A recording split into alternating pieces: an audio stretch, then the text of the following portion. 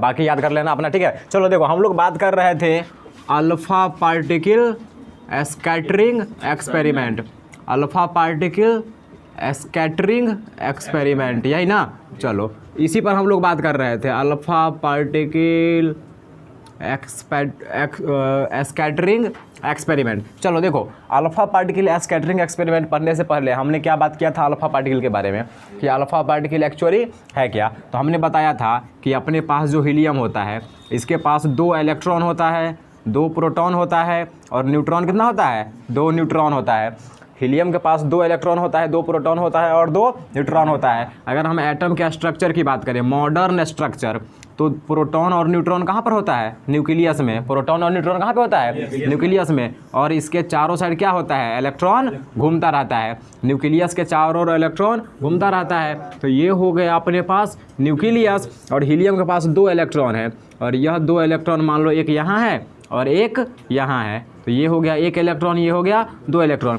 ये हीलियम का एटम है, यह हीलियम का एक एटम है जिसके न्यूक्लियस में 2 प्रोटॉन है और 2 न्यूट्रॉन है, और न्यूक्लियस के चारों साइड 2 इलेक्ट्रॉन घूम रहा है। अब जब इसमें से, जब हीलियम एटम में से हम इस दोनों इलेक्ट्रॉन को बाहर निकाल देंगे, जब हीलियम एटम से दोनों इलेक्ट्रॉन को बाहर निकाल देंगे, तब इसी का क्या नाम हो जाएगा, अल्फा पार्टिकल। तो देखना, जब इसके पास 2 इलेक्ट्रॉन है और हम क्या कर रहे हैं, दोनों इलेक्ट्रॉन को निकाल रहे हैं, क्या कर रहे हैं, दोनों इलेक्ट्रॉन को निकाल रहे हैं। तो जब 2 इलेक्ट्रॉन निकाल देंगे तो इसके पास 2 पॉजिटिव आ जाएगा। कितना पॉजिटिव, 2 पॉजिटिव। अब देखो, पहले 2 इलेक्ट्रॉन था, अब दोनों इलेक्ट्रॉन निकाल दिए, यानी कि इसके पास एक इलेक्ट्रॉन नहीं बचा, 0 इलेक्ट्रॉन। कितना इलेक्ट्रॉन, 0 इलेक्ट्रॉन। और जब इसमें से दोनों इलेक्ट्रॉन को हटा दिए तो इसके पास बचा क्या, सिर्फ न्यूक्लियस। क्या बचा, न्यूक्लियस। तो हम ऐसे भी बोल सकते हैं कि अल्फा पार्टिकल क्या है, हीलियम का न्यूक्लियस। किसका न्यूक्लियस, हीलियम का न्यूक्लियस। यानी कि हीलियम के न्यूक्लियस को हम लोग अल्फा पार्टिकल बोलते हैं। हीलियम के न्यूक्लियस को क्या बोलेंगे, अल्फा पार्टिकल। इसके पास इलेक्ट्रॉन कितना होता है, 0। अल्फा पार्टिकल के पास कितना इलेक्ट्रॉन, 0। देखना, उसके पास 2 इलेक्ट्रॉन था, हम दोनों बाहर निकाल दिए। यानी कि अल्फा पार्टिकल के पास 0 इलेक्ट्रॉन, 2 प्रोटॉन और 2 न्यूट्रॉन। देखो, न्यूट्रॉन पर चार्ज तो नहीं होता है, न्यूट्रॉन कैसा होगा, न्यूट्रल। न्यूट्रॉन कैसा होता है, न्यूट्रल। इलेक्ट्रॉन इसके पास है नहीं, यानी कि इसके पास माइनस वाला है नहीं, बचा कौन, प्लस वाला। यानी कि अल्फा पार्टिकल के पास पॉजिटिव चार्ज होता है। कैसा चार्ज, पॉजिटिव चार्ज। अब अल्फा पार्टिकल के बारे में अगर हमें समझ में आ गया तो हम लोग बात करते हैं इस एक्सपेरिमेंट के बारे में।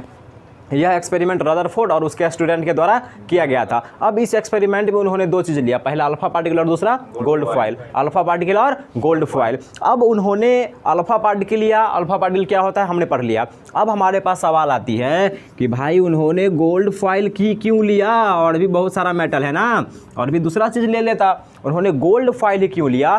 तो वहाँ पर जो मुद्दा था, बात ये था कि रदरफोर्ड साहब चाह रहे थे कि हम एक ऐसा मेटल ले कि उसको इतना ज़्यादा पतला कर सके, इतना ज़्यादा पतला कर सके, इतना ज़्यादा पतला कर सके कि उसका मोटाई एटम के साइज़ के बराबर हो जाए। किसके बराबर, एटम के साइज़ के बराबर। यानी कि रदरफोर्ड को एक ऐसे मेटल की तलाश थी जिसको हम बहुत ही ज़्यादा पतला कर सकते हैं, यानी वैसा मेटल उसको चाहिए जो बहुत ही ज़्यादा मेलिएबल हो। कैसा हो, बहुत ही ज़्यादा मेलिएबल हो। तो यही वजह था जिसकी वजह से रदरफोर्ड साहब ने गोल्ड फॉइल लिया। तो हमसे क्वेश्चन पूछा जाएगा कि रदरफोर्ड साहब ने अल्फा पार्टिकल स्कैटरिंग एक्सपेरिमेंट के लिए गोल्ड फॉइल क्यों लिया। क्योंकि gold foil most malleable metal है। क्या है, मोस्ट मेलिएबल मेटल है। मेलिएबल मतलब जिसको हम आसानी से कन्वर्ट कर सकते हैं शीट के रूप में। किसके रूप में, शीट के रूप में। यानी जिसको हम बहुत ही ज़्यादा पतला कर सकते हैं उसको बोलते हैं मेलिएबल। तो गोल्ड जो था हमारा बहुत ही ज़्यादा मेलिएबल होता है। सबसे ज़्यादा मेलिएबल मेटल कौन है, गोल्ड। इसीलिए उन्होंने गोल्ड फॉइल लिया। तो अपने पास एक्सपेरिमेंट के लिए 2 चीज़ है, पहला गोल्ड फॉइल और दूसरा अल्फा पार्टिकल। अब हम लोग बात करते हैं कि उन्होंने अपने एक्सपेरिमेंट में क्या किया। थोड़ा सा उसके एक्सपेरिमेंट की बात करते हैं। तो उन्होंने अपने एक्सपेरिमेंट में क्या किया, सबसे पहले एक गोल्ड फॉइल लिया। कौन सा फॉइल, गोल्ड फॉइल। तो मान लेते हैं कि ये एक गोल्ड फॉइल है। यह क्या है, यह एक गोल्ड फॉइल है। अब गोल्ड फॉइल के चारों तरफ उन्होंने जिंक सल्फाइड का एक कवर स्क्रीन लगा दिया। क्या लगा दिया, एक स्क्रीन लगा दिया। तो यह क्या है, जिंक सल्फाइड। कौन सा सल्फाइड, जिंक सल्फाइड। ZnS का क्या है, एक सर्कुलर इसके पास स्क्रीन है। तो यह हो गया गोल्ड फॉइल। यह क्या है? गोल्ड फॉइल है और इसके चारों साइड क्या है? जिंक सल्फाइड है। अब यहाँ पर एक सोर्स रखा गया था जिससे क्या निकल रहा था? Alpha particle. यानी कि यह क्या है? Source of alpha particle. यह क्या है? Source of alpha particle. मतलब यहाँ से अल्फा पार्टिकल निकलने वाला है। उन्होंने बीच में लेड वगैरह लगाया था ताकि जब अल्फा पार्टिकल निकले तो इधर उधर ना भागे, वो सीधा जाए। अब उन्होंने देखा क्या कि जब हम यहाँ से अल्फा पार्टिकल को भेज रहे हैं, क्या कर रहे हैं? अल्फा पार्टिकल को भेज रहे हैं, यहाँ से अल्फा पार्टिकल निकल रहा है और जब यह आगे जा रहा है तो गोल्ड फॉइल से जब वो गुजरता है तो गोल्ड फॉइल में जब अल्फा पार्टिकल एंट्री मारता है तो वो टकराता उकराता नहीं है, वो सीधा आर पार निकल जाता है। क्या निकल जाएगा?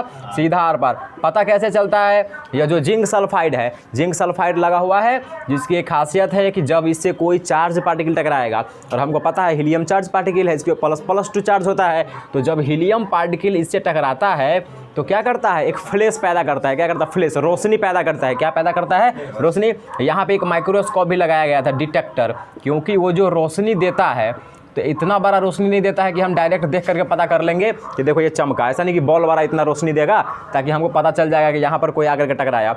बहुत कम रोशनी देता है, जिसकी वजह से यहाँ पर माइक्रोस्कोप लगाया गया था, जिसको हम क्या बोलते हैं? डिटेक्टर। यह इसको बड़ा करके दिखा रहा था, छोटा रोशनी को बड़ा करके दिखा रहा था।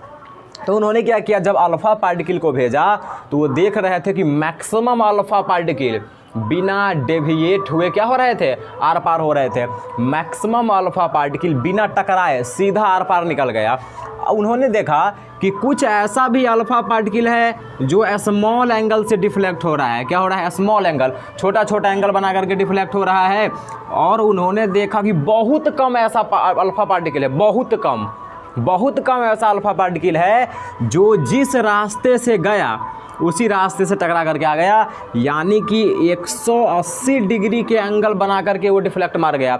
180 डिग्री के एंगल से वो डिफ्लेक्ट हो गया। तो ये बात समझ में आ रहा है? उन्होंने क्या क्या किया? सबसे पहले उन्होंने जब अल्फा पार्टिकल भेजा गोल्ड फॉइल से होकर के, तो उन्होंने देखा गोल्ड फॉइल से होकर के मैक्सिमम अल्फा पार्टिकल आर पार हो गया।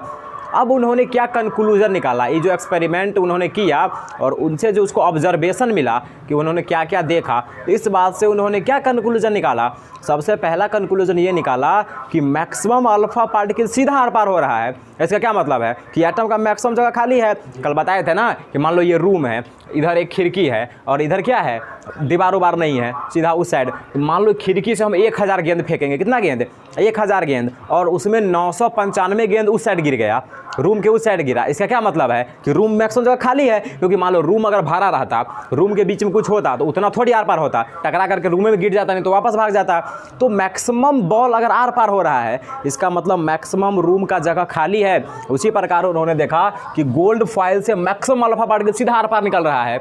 इसका मतलब एटम का मैक्सिमम स्पेस खाली है, एटम का मैक्सिमम स्पेस खाली है। अब उन्होंने देखा कि कुछ अल्फा पार्टिकल, कुछ बहुत कम ऐसा अल्फा पार्टिकल था जो टकरा करके भाग रहा था। अब देखो अल्फा पार्टिकल प्लस वाला चार्ज है, तो प्लस वाला चार्ज कब टकरा के भागेगा? जब उसको दूसरा प्लस वाला मिलेगा।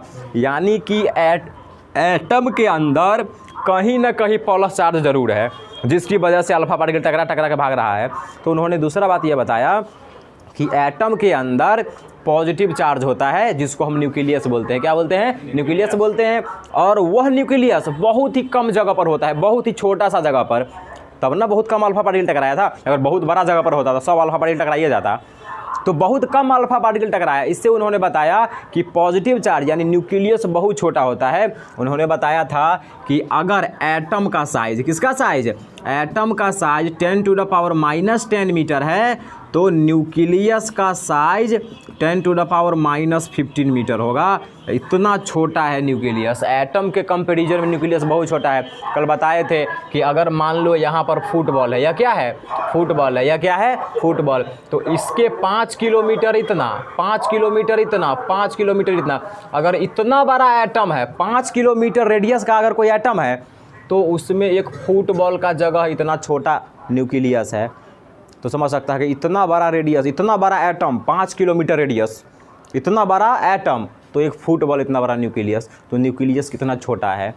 तो सबसे पहले न्यूक्लियस की बात रदरफोर्ड ने ही किया। तो हमसे क्वेश्चन पूछेगा न्यूक्लियस की डिस्कवरी किसने की? रदरफोर्ड ने। न्यूक्लियस की डिस्कवरी किसने की? रदरफोर्ड ने। तो इतना बात क्लियर है। कल क्या क्या लिखाया था कंक्लूजन, कि उन्होंने क्या कंक्लूजन निकाला। अब देखो इस एक्सपेरिमेंट के बेसिस पर रदरफोर्ड ने एटम के बारे में कुछ बताया, एक एटॉमिक मॉडल दिया जिसको हम बोलते हैं रदरफोर्ड एटॉमिक मॉडल। कौन सा मॉडल? Rutherford atomic model. देखो रदरफोर्ड एटॉमिक मॉडल में न्यूक्लियस की बात की गई है। किसकी बात? न्यूक्लियस की।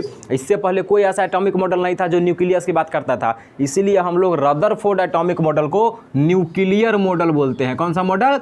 Nuclear model. तो न्यूक्लियर मॉडल क्यों कहा जाता है? क्योंकि इस एटॉमिक मॉडल में न्यूक्लियस के बारे में बताया गया है, तो इसको न्यूक्लियर एटॉमिक मॉडल बोलते हैं। तो बनाओ हेडलाइन, रदरफोर्ड्स एटॉमिक मॉडल।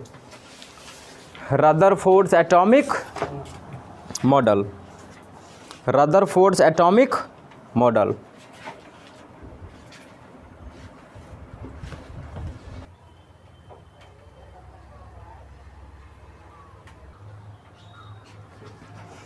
देखो रदरफोर्ड एटॉमिक मॉडल, देखो रदरफोर्ड साहब ने एक्सपेरिमेंट किया था ना, कौन सा एक्सपेरिमेंट? Alpha particle experiment.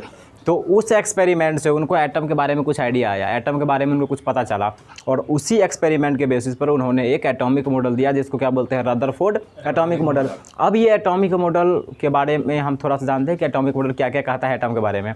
तो देखो सबसे पहली बात तो यह जो एटॉमिक मॉडल है कौन से एक्सपेरिमेंट पर बेस्ड है? Alpha particle scattering experiment.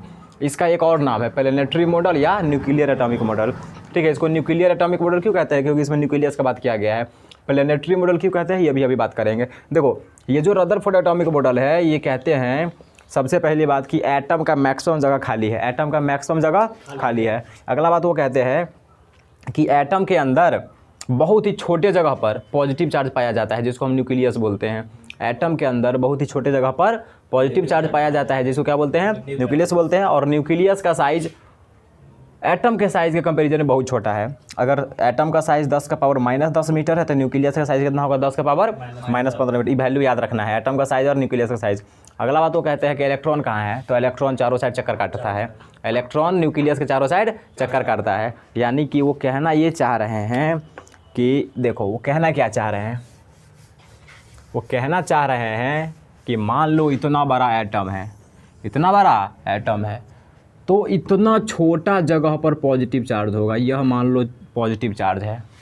तो सबसे पहले देखो एटम का मैक्सिमम जगह खाली है ना, एटम का मैक्सिमम जगह खाली है। बहुत ही छोटा जगह पर क्या है? पॉजिटिव चार्ज है, जिसको हम क्या बोलते हैं? न्यूक्लियस। यानी कि ये न्यूक्लियस है। यह क्या है? न्यूक्लियस है। और उनसे पूछा गया इलेक्ट्रॉन कहाँ है, तो उन्होंने बताया इलेक्ट्रॉन इसके चारों ओर है। किसके चारों ओर? न्यूक्लियस के चारों ओर इलेक्ट्रॉन चक्कर काटता है। न्यूक्लियस के चारों ओर इलेक्ट्रॉन चक्कर काटता है। देखो अब तुमने पढ़ा होगा एसएसटी में, हमारा जो सौरमंडल है, बीच में सूरज है। बीच में क्या है? सूरज। ये क्या है? सन। बीच में क्या है? सन। और इसके चारों साइड कौन चक्कर काटता है? प्लेनेट। कौन? ग्रह। प्लेनेट। कौन? प्लेनेट। तो देखना यहाँ पर प्लेनेट वाला बात नहीं आ गया। इसका जो एटॉमिक मॉडल है रदरफोर्ड का, वो प्लेनेट से मैच कर गया। जैसे प्लेनेट सन के चारों साइड घूमता है, उसी प्रकार इलेक्ट्रॉन न्यूक्लियस के चारों साइड घूमता है। इसीलिए इस मॉडल का क्या नाम है? Planetary model. कौन सा मॉडल? Planetary model. इन्होंने अपने एटॉमिक मॉडल को प्लेनेट से जोड़ दिया। तो यहाँ पर हमसे पूछा जाएगा कि यहाँ पर सन का काम कौन करता है? इस एटॉमिक मॉडल में सन का काम कौन करता है? न्यूक्लियस।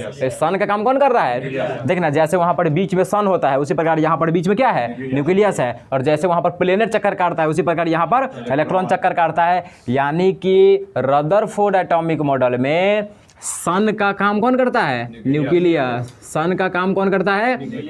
न्यूक्लियस। और प्लेनेट का काम कौन करता है? इलेक्ट्रॉन। यह बात याद रखना है, बहुत इंपॉर्टेंट बात है। सन का काम न्यूक्लियस करता है और प्लेनेट का काम इलेक्ट्रॉन करता है। तो हम क्या बात कर रहे थे? हम बात ये कर रहे थे कि रदरफोर्ड एटॉमिक मॉडल को हम कौन सा? प्लैनेटरी मॉडल क्यों बोलते हैं? तो प्लैनेटरी मॉडल हम इसीलिए बोलते हैं क्योंकि जिस प्रकार सन के चारों तरफ प्लेनेट चक्कर काटता है, उसी प्रकार इस एटॉमिक मॉडल के अनुसार न्यूक्लियस के चारों साइड इलेक्ट्रॉन चक्कर काटता है। यानी कि इन्होंने अपने एटॉमिक मॉडल को प्लेनेट से जोड़ दिया, इसीलिए इसको बोलते हैं प्लैनेटरी मॉडल। इतना बात समझ में आ गया? चलो तो लिख लो एक नोट दे करके, NOTE नोट। 10 रुपया का नोट है। ये डायग्राम बना लो, ये वाला, ये डायग्राम बना लो। और एक नोट दे करके लिख लेना।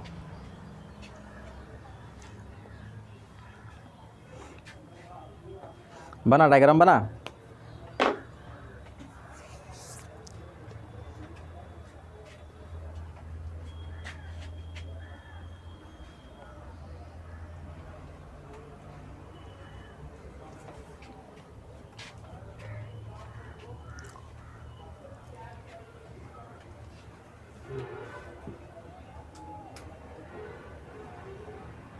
बन गया डायग्राम। चलो लिखो, एक नोट दे करके लिखो। लिखो Rutherford atomic model is also known as Rutherford atomic model, Rutherford atomic model, Rutherford's atomic model is also known as Rutherford atomic model is also known as is also known as planetary model, is also known as planetary model, is also known as planetary model because planetary model because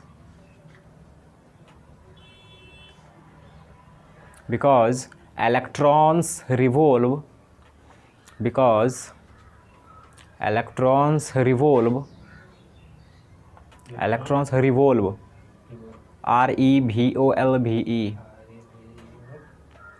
REVOLVE, because electrons revolve around the nucleus, around the nucleus, because electrons revolve around the nucleus like, around the nucleus like planets revolve, like planet, like planets revolve, like planets revolve around the sun, around the sun, यानी कि सन का काम कौन कर रहा है? Nucleus, और planet का काम इलेक्ट्रॉन। तो क्यों हम बोलते हैं, समझ में आ गया? इसके एटॉमिक के मॉडल के अनुसार इलेक्ट्रॉन न्यूक्लियस के चारों तरफ चक्कर काटता है, ठीक उसी प्रकार जिस प्रकार प्लेनेट सन के चारों तरफ चक्कर काटता है। इतना बात क्लियर है? चलो इतना बात क्लियर है तो ठीक है, हमारा रदरफोर्ड एटॉमिक मॉडल ख़त्म हुआ। अब हम बात करते हैं थोड़ा सा कि इनकी गलती क्या है, क्या क्या लिमिटेशन है इस एटॉमिक मॉडल का, इन्होंने कौन कौन सा बात नहीं बताया। चलो देखो इधर ध्यान दो थोड़ा सा कि थॉमसन एटॉमिक मॉडल का क्या क्या लिमिटेशन है। देखो मान लो कि हम बात मान लेते हैं इनका, किनका? थॉमसन एटॉमिक मॉडल का। देखो थोड़ा सा अच्छा वाला डायग्राम बनाएंगे। देखो यह मान लो न्यूक्लियस है, यह क्या है?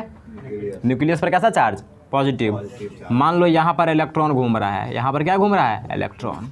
यही कहा था ना रदरफोर्ड ने, बीच में पॉजिटिव चार्ज है, चारों सारे इलेक्ट्रॉन घूम रहा है। देख तो ये प्लस वाला चार्ज है, ये माइनस वाला चार्ज है, प्लस माइनस को खींचेगा ना, तो ऐसा क्यों नहीं हो जाता है कि इलेक्ट्रॉन न्यूक्लियस में घुस जाता है? ऐसा होना चाहिए ना। अरे इलेक्ट्रॉन माइनस वाला है, प्रोटॉन प्लस वाला है।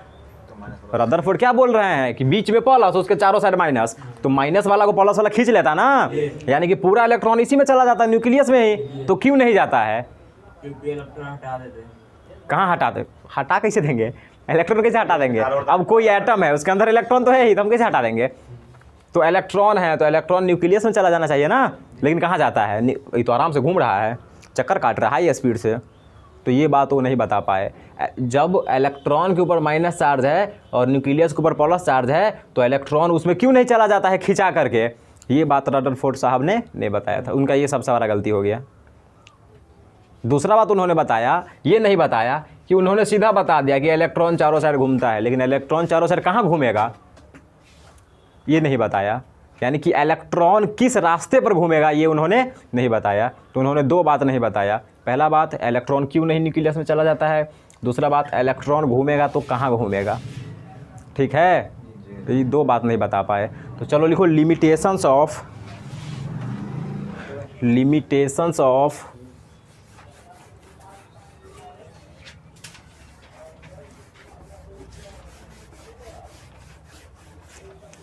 limitations of Rutherford atomic model. Limitations of Rutherford's atomic model.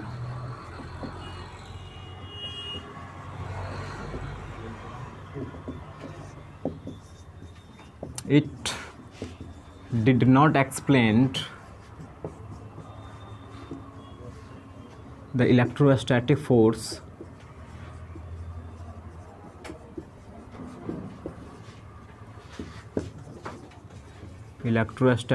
of attraction between nucleus and electrons.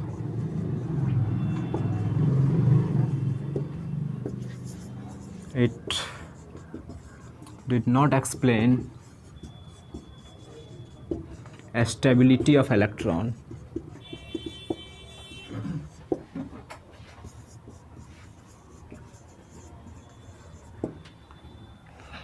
Electron कहाँ घूमेगा ये बात उन्होंने नहीं बताया, तो उन्होंने दो चीज़ नहीं बताया, ठीक है। और भी हम बहुत सारा लिमिटेशन बना सकते हैं, लेकिन दो हमारा मेन लिमिटेशन है, तो इसको रहने देते हैं, ठीक है। बाकी बात करेंगे कल। तो आज के लिए बस इतना ही,